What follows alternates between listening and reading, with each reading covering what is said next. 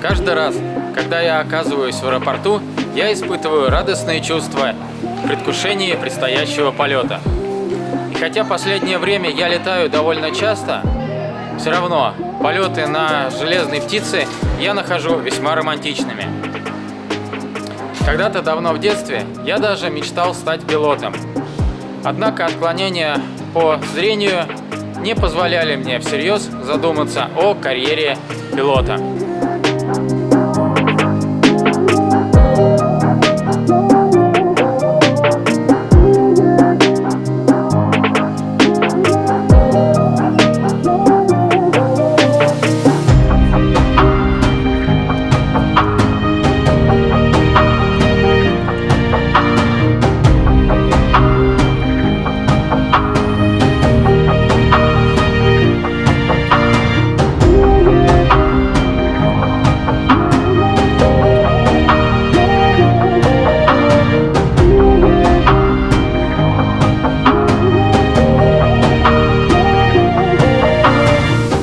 И пусть мне не суждено было стать пилотом, зато у меня появилась возможность путешествовать. И это ничуть не хуже.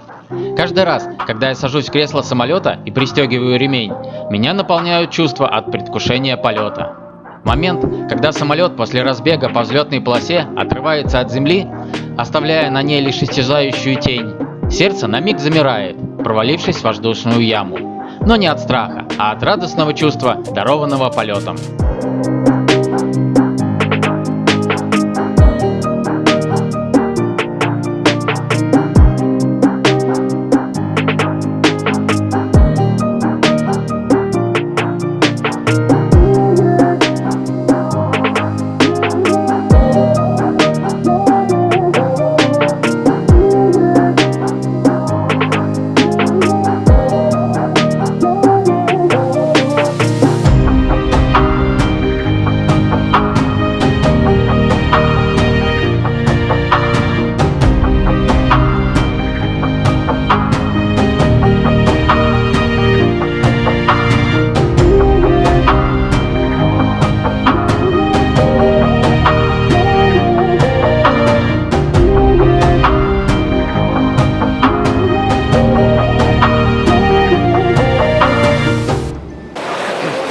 Аэропорт Гонконга оказался весьма скромным, вопреки моим ожиданиям.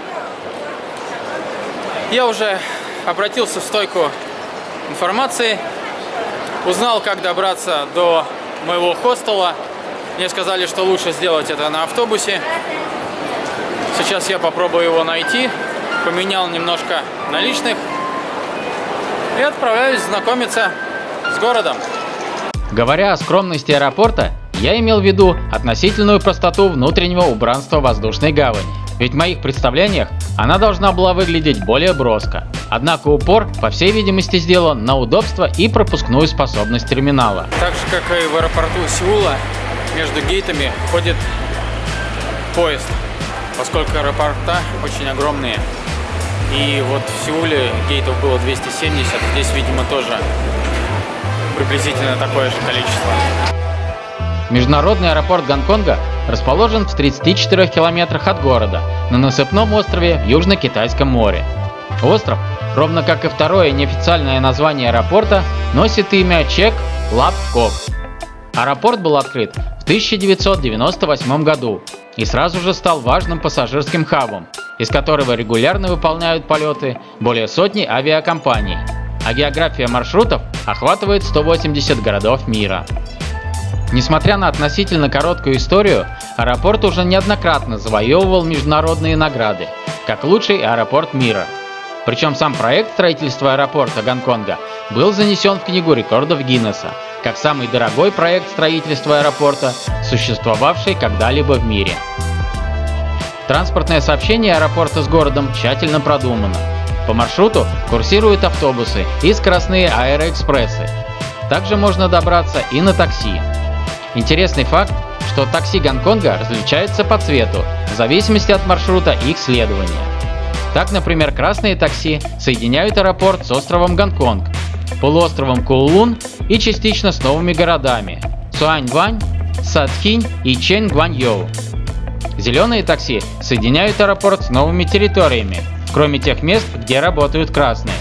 Ну а голубые такси курсируют только между аэропортом и островом Лантау. Загрузился я в двухэтажный автобус с номером 21. Двигаюсь в центр города. Поезд Аэропорт-Экспресс – самый быстрый вид транспорта, чтобы добраться до центра Гонконга.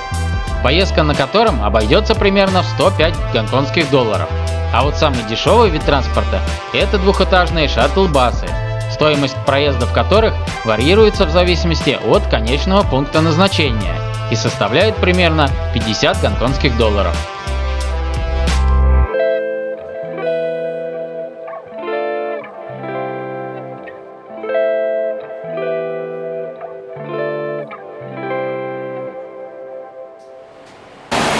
Вылез из автобуса на одной из улочек. До хостела мне осталось примерно 1 километр. И пока Гонконг меня, честно говоря, удивляет. Не совсем то, что я ожидал увидеть. Но, однако, будем посмотреть, что будет дальше. Рядом с хостелом, в переулке, который длиной всего-то метров 50, стоят сразу Nissan GT-R, Ferrari и Porsche.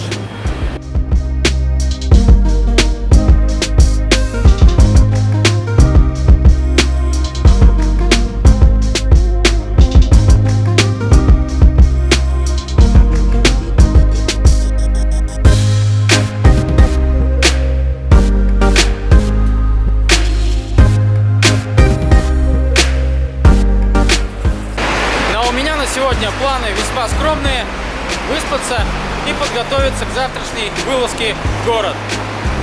Отметить на карте все потенциально интересные места и попробовать максимально их обойти. Гонконг условно поделен на 4 части: главный остров, полуостров Коулун, новые территории и так называемые отдельные острова, включающие и остров Лантау. Остров Гонконг – это финансовый, политический и туристический центр. Кроме многочисленных небоскребов и торговых центров класса люкс, здесь расположены престижные пляжи и самые дорогие гостиницы. Цзулун или Коулун – это самый густонаселенный район Гонконга. На полуострове расположены десятки, если не сотни торговых центров и рынков разных мастей. Именно в этой части города, на одной из главных его улиц, Натан-Роуд, я забронировал себе недорогой хостел Пандора.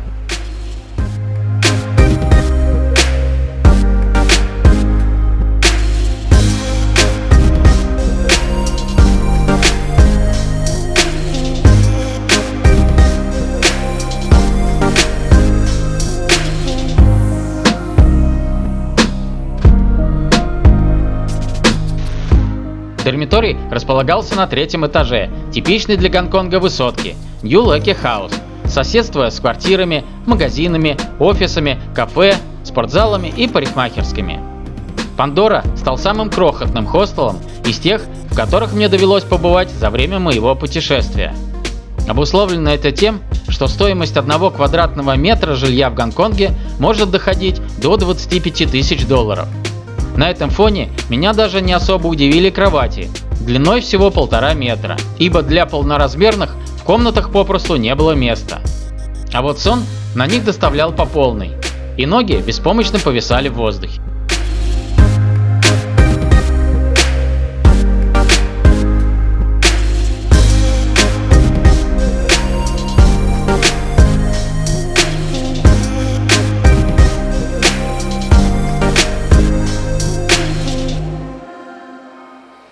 «25 сентября сего года мне исполняется, даже страшно сказать, 40 лет. И поскольку эту дату не принято отмечать, а душа все же просит праздника, мне захотелось в этот день оказаться в каком-нибудь особенном и запоминающемся месте. И такое место я нашел. Это Гонконг. Гонконг или Сянган расположен на южно-восточном побережье Южно-Китайского моря, возле устья реки Дунцзян, и включает в себя остров Гонконг, полуостров Коулун и новые территории. Помимо этого, к Гонконгу относится еще целый ряд небольших островков Южно-Китайского моря, которых насчитывается порядка 260. Наиболее крупным является остров Лантау, а самым густонаселенным считается остров Гонконг. Большая часть территории, на которой расположен Гонконг, до сих пор остается неосвоенной по причине обилия гор и холмов с крутыми склонами. Центр города располагается в основном на полуострове Коулун и на северном берегу острова Гонконг. Также ряд населенных пунктов рассосредоточен по новым территориям. Остальная территория покрыта зеленью, чуть меньше ее половины составляют заповедники и зоны отдыха. На сегодняшний день Гонконг входит в десятку наиболее крупных мировых торговых держав и финансовых центров, что делает уровень жизни в государстве одним из самых высоких в Азии. Развиваясь в условиях практически полного отсутствия природных ресурсов, Гонконг добился высокого экономического развития благодаря выгодному географическому положению, развитой законодательной базе и совершенной инфраструктуре. Гонконг привлекает внимание туристов со всего мира. И в этом нет ничего удивительного, ведь это необычная страна, поражающая как красотой практически нетронутой природы, так и обилием небоскребов, массы людей, автомобилей и неоновых вывесок. Такого безумства больше нет нигде в мире. Многомиллионный город располагается на территории, где для него попросту нет места. Наверное, прежде всего этим и объясняется особое очарование Гонконга, где джунгли небоскребов возвышаются повсеместно. Китайское название Гонконга – Сянган, означающее «благоухающая гавань». Такой эпитет местность получила из-за того, что у побережья острова шла бурная торговля ароматными приправами и благовониями. На местных диалектах название гавани звучало как Хонг-Конг, и оно и закрепилось за островом в 1842 году. Гонконг – город-государство, не имеющее столицы в общепринятом смысле. Но принимая во внимание то, что в состав страны входит лишь один одноименный город, то именно он считается и столицей государства. Знакомство с Гонконгом я начал с аллеи звезд. Это аналог голливудской аллеи славы. Только в отличие от Голливуда, здесь установлены не звезды, а отпечатки ладоней на парапете набережной. А также несколько бронзовых скульптур, главной из которых является скульптура великому Брюсу Ли. Аллея звезд входит в число самых известных и популярных достопримечательностей Гонконга. С аллеи открывается один из самых красивых видов на деловой район города, а вечером можно наблюдать самое грандиозное лазерное шоу в мире – «Симфония огней».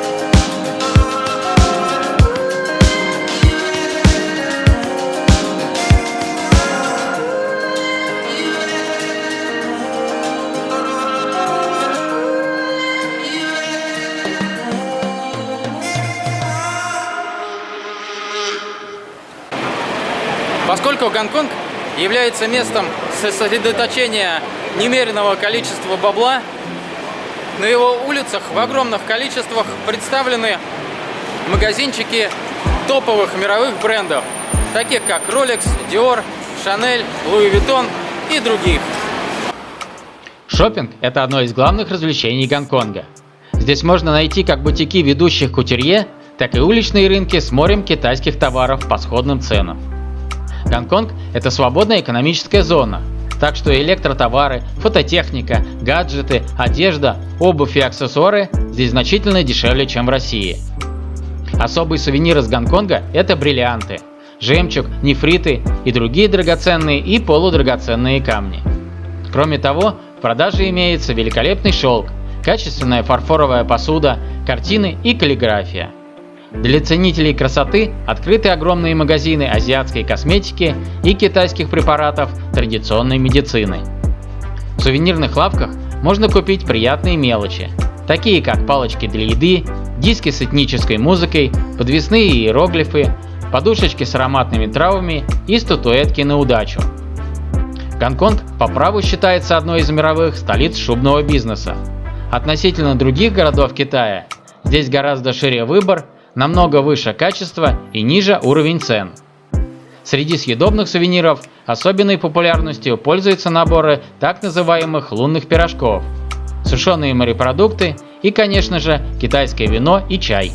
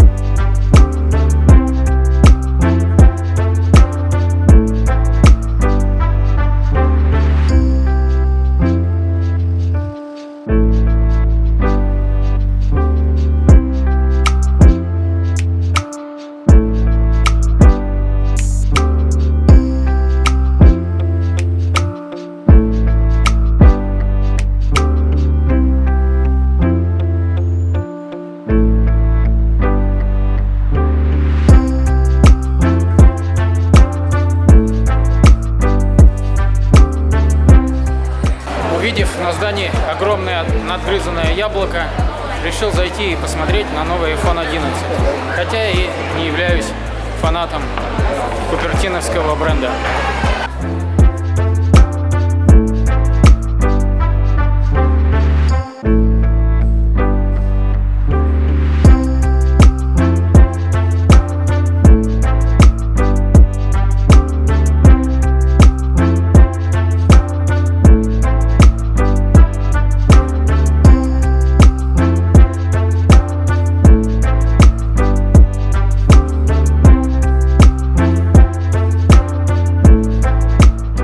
Наряду с материальными и кулинарными благами в Гонконге можно вкусить духовной пищи и после шопинга посетить центр китайской оперы.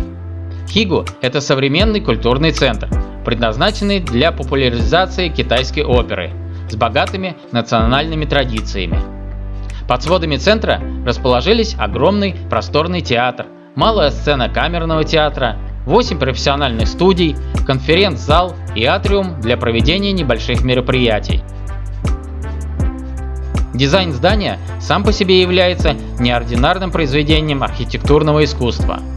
По форме сооружение напоминает традиционный китайский фонарик, а главный вход в центр – раздвинутый театральный занавес.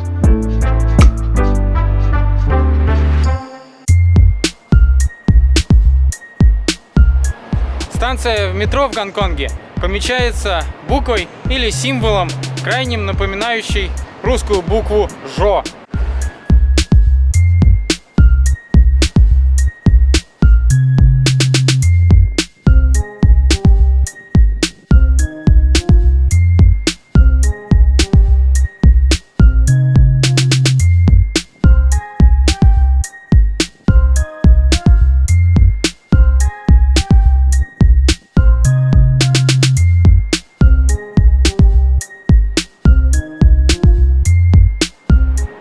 одном из выпусков программы «Орел и Решка» сказали, что здания в Гонконге строят с огромными арками для того, чтобы было удобнее летать драконом. Заявление сильное, проверять я, конечно же, его не буду.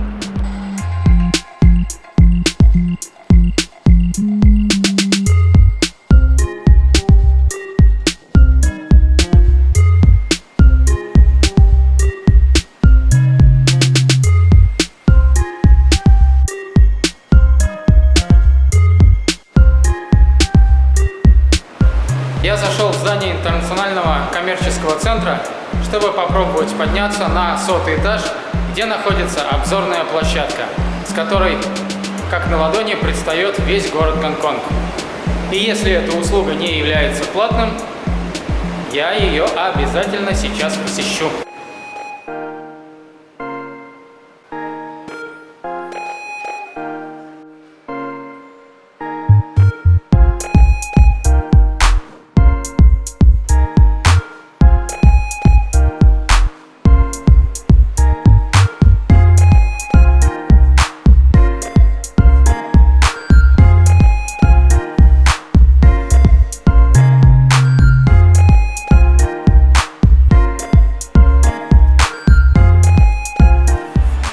Итак, друзья мои, билет на 100-й этаж этого делового центра стоит 1500 рублей. И это для меня, честно сказать, очень дорого. Пожалуй, я воздержусь от этого подъема и вместо этого предпочту подъем на канатной дороге на остров Гонконг. Думаю, это будет более целесообразное и красивое вложение денег.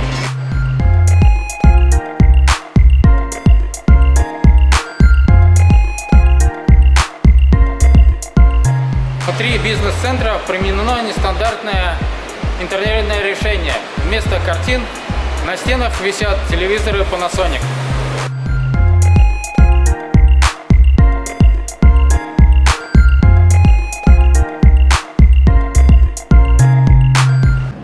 Вечером я вернулся на Аллею звезд, чтобы посмотреть выдающееся шоу света и лазера, которые гонконгские власти приготовили специально по случаю дня моего рождения. К началу лазерного шоу на набережную приехала мэр Гонконга Кэрри Лам, чтобы лично поздравить меня с круглой датой и записать об этом короткий сюжет для местных новостей. В качестве подарка я получил культовые дайверские часы Rolex, модель Oyster Perpetual Submariner, что очень меня порадовало. Думаю, что рубеж 40-летия я пересек вполне достойно, и оставалось лишь насладиться предстоящим лазерным шоу. А впереди меня, как и всегда, ждал новый солнечный день, полный ярких впечатлений и незабываемых приключений. С днем рождения!